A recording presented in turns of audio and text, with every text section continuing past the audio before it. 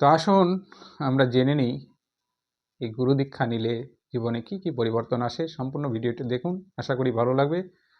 ভালো লাগলে একটু লাইক কমেন্ট শেয়ার করে পাশে থাকবে, অন্যকে দেখার সুযোগ করে দেবে।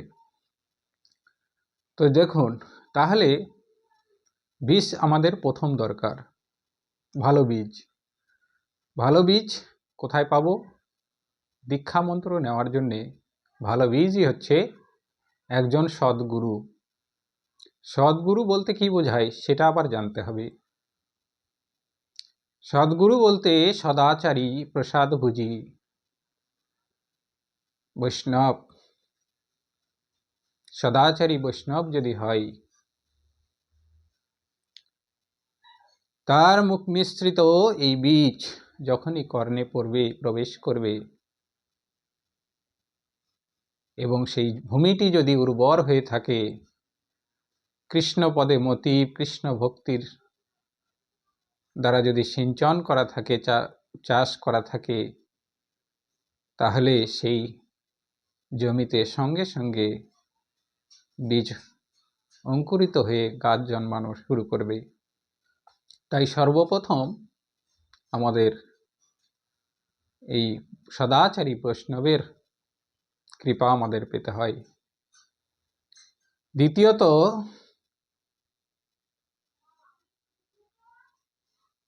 হচ্ছে জমি উর্বর।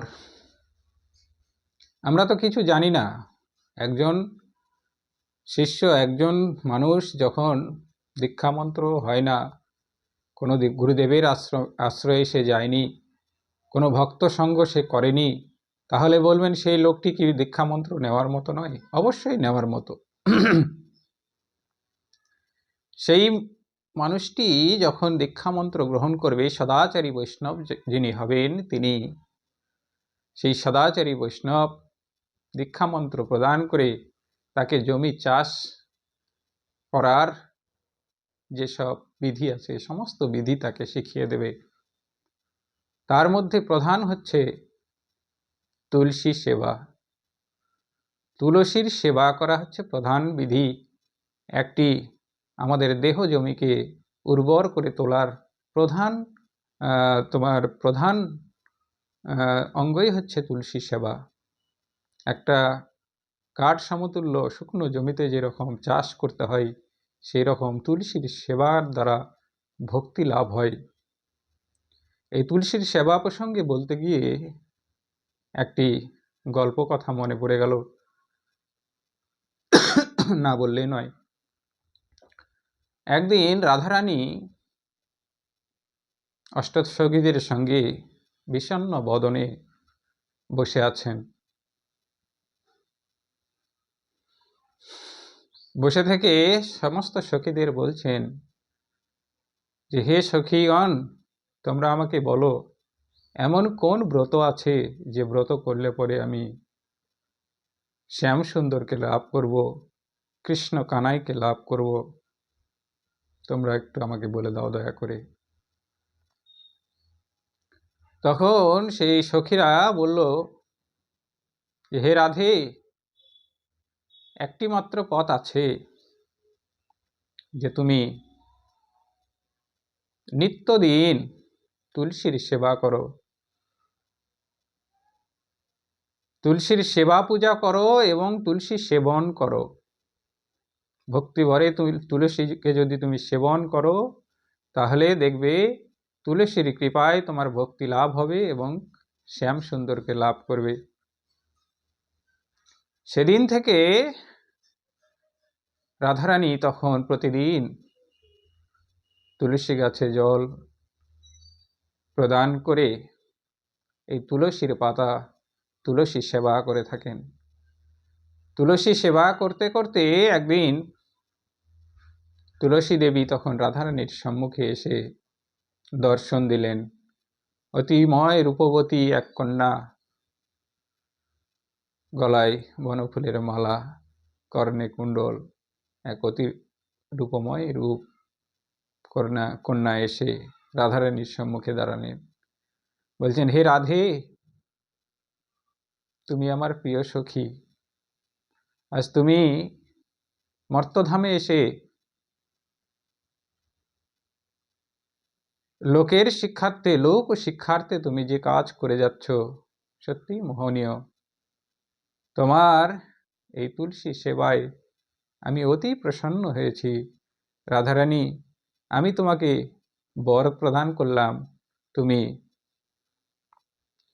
তুলসী সেবার জন্যে তুমি ভক্তি লাভ করো, পরিপূর্ণ ভক্তি লাভ করো, তুমি গোবিন্দকে লাভ করো।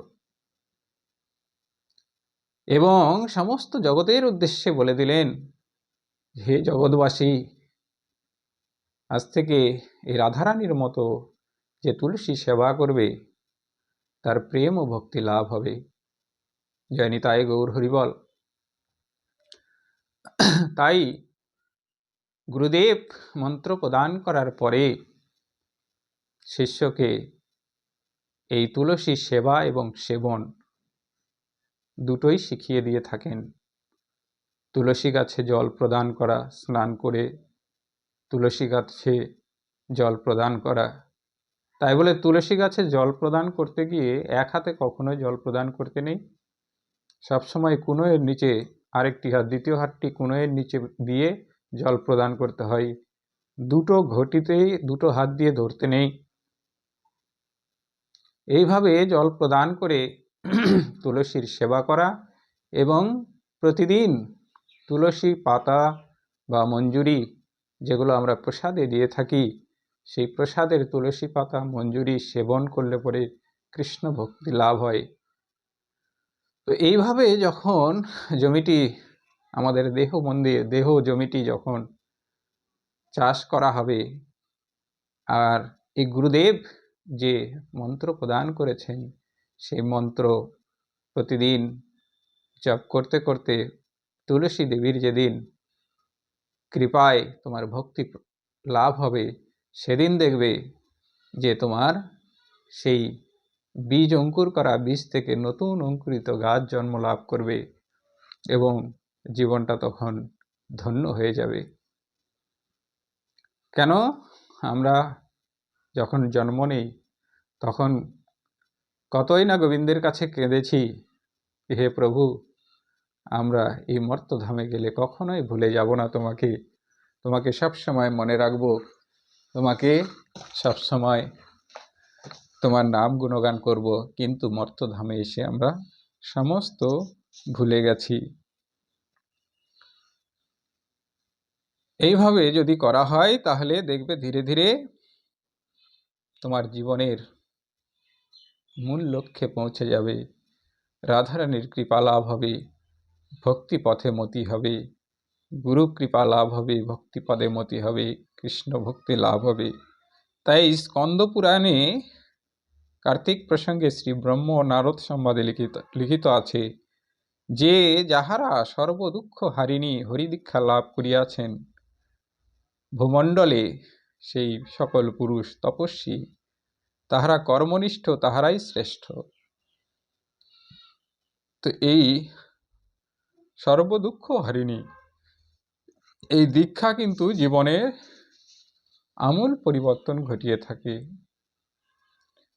তাই যদি দীক্ষা গ্রহণ করতে হয়, একটি সদ্গুরুর আশ্রয়ে দীক্ষা গ্রহণ করতে হয় এবং জমিটিকে সবসময় মনে রাখবে যে দীক্ষা এবং জমির ফসল লাগানো দুটো একই কথা, দুটোকেই একইভাবে আমাদের তৈরি করতে হয়, যেটা করে সুন্দরভাবে গাছটা যেন বড় হয় এবং ফসলটা যেন ভালো হয়, সেইভাবে করতে হয়। তাই বলেছে এখানে দুঃখ হারিণী, সর্বদুঃখ কিন্তু হরণ হয়ে থাকে দীক্ষা মন্ত্রের দ্বারাই। তত্ত্বসাগরে লিখিত আছে যে যেমন রসবিধান দ্বারা কাঞ্চতা প্রাপ্ত হয়, অর্থাৎ যথা বিধানে পারদের যুগে কাংস সুপর্ণতা লাভ করে, সেরূপ দীক্ষাবিধির দ্বারা নরগণেরও দ্বিজত্ব লাভ হয়।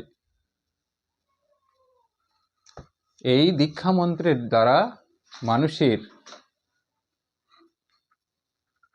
জ্ঞানের লাভ হয়, অন্ধকার দূরীভূত হয়, আত্মশুদ্ধি হয়, ধীরে ধীরে জীবনে নতুন নতুন কিছু জানার মতো আত্মচেতনা লাভ হয়। যত দুঃখ আছে, কষ্ট আছে, সেই সমস্ত দুঃখ কষ্ট নিবারণ হয়। জীবনের পরিবর্তন ঘটে থাকে। তাহলে বলবে যে গুরুদেব, আমাদের কোথায় সময়, আমাদের সময় কোথায়? তুলসী গাছে জল দেওয়া, তুলসী সেবা করা, আমাদের বাড়িতে তো পুজোই হয় না, একবার দিনে অন্তর পূজা হয়।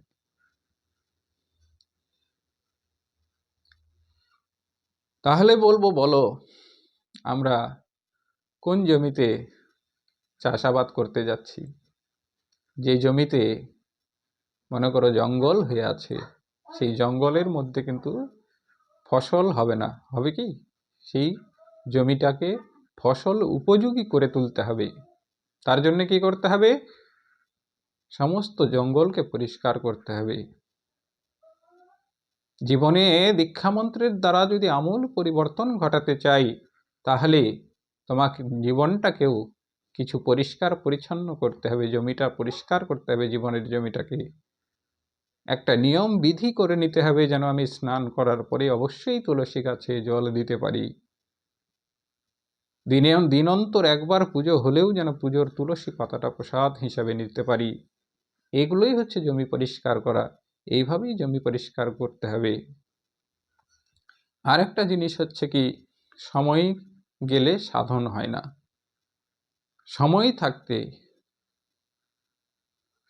থাকতে সাধন করতে হবে। আমরা কি করি? বয়স শেষ, দাঁত পড়ে গেছে, কর্ণ চলে গেছে, ঠিক মতো দেখতে পাই না, তখন গিয়ে দীক্ষা গুরুর খোঁজ করছি। এবার তো আমার আর সময় নেই, এখন তো গোবিন্দ সেবা পূজা না করলে তো আমার আর জীবনে উন্নতি, জীবনে কিছু হবে না, পরপারে গিয়ে কি উত্তর দেব? তখন গিয়ে আমরা দীক্ষা মন্ত্র নেওয়ার চেষ্টা করি। তাহলে কি হবে?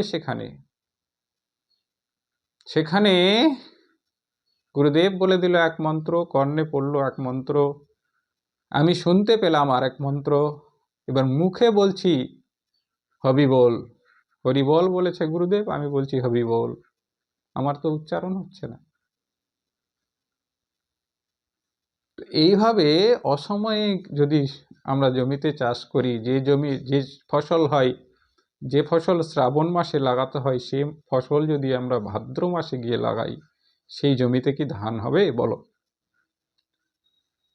শ্রাবণ মাসে বর্ষাকালের ধানটা আমরা ভাদ্র মাস আশ্বিন মাসে গিয়ে লাগাই, যদি সেই জমিতে কি ধান হবে? হবে না। তাহলে সেই দিকটাও আমাদের লক্ষ্য রাখতে হবে, যেন দীক্ষা মন্ত্র আমরা নির্দিষ্ট সময়ে নিই।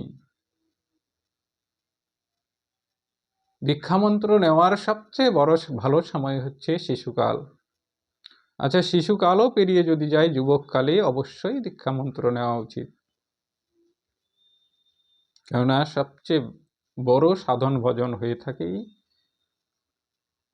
যুবককালে।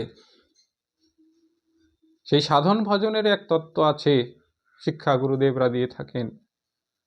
সেই সাধন ভজন কিন্তু যুবককালেই হয়ে থাকে। বৃদ্ধকালে স্ত্রী মারা গেছে বা স্বামী মারা গেছে, সেই সাধন ভজন কিন্তু হবে না। সেই সাধন ভজন একমাত্র যুগলেই হয়ে থাকে। যতদিন যুগল থাকে ততদিনই সেই সাধন ভজন হয়ে থাকে, সেই সব তো কখনোই হবে না।